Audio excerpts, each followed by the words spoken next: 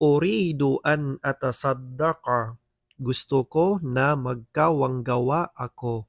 Ang pag-i'rab ng uridu, fa'lun mudari'un marfu'un litajarrudihi minan nasibi wal jazimi wa alamatu raf'ihi ad-dammatu adh-dhahiratu ala akhirih wal fa'ilu dhamirun mustatirun taqdiruhu ana. Ang uridu, ito ay kasalukuyang pandiwa na marfu' dahil siya ay hindi naunahan ng magmamansub at ng magmajazum.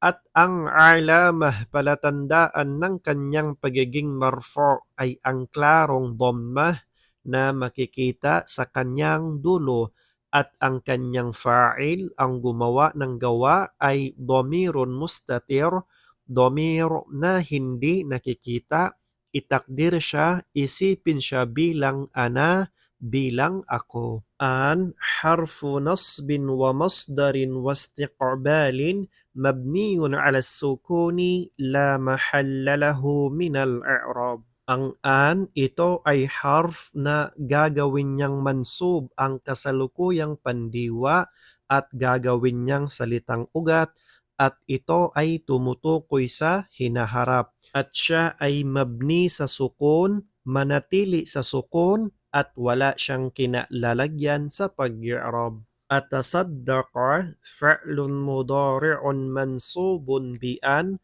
وعلامة نسبه الفتحة الظاهرة على آخره والفاعل ضمير مستتر تقديره أنا والمصدر المؤول من أن والفعل في محل نصب مفعول به. Ang atasaddaqa, ito ay kasalukuyang pandiwa na mansub dahil sa an at ang alamah palatandaan ng kanyang pagiging mansub ay ang klarong fathah na makikita sa kanyang dulo. At ang kanyang fa'il, ang gumawa ng gawa ay dhamirul mustatir, dhamir na hindi nakikita, isipin siya bilang ana, bilang ako.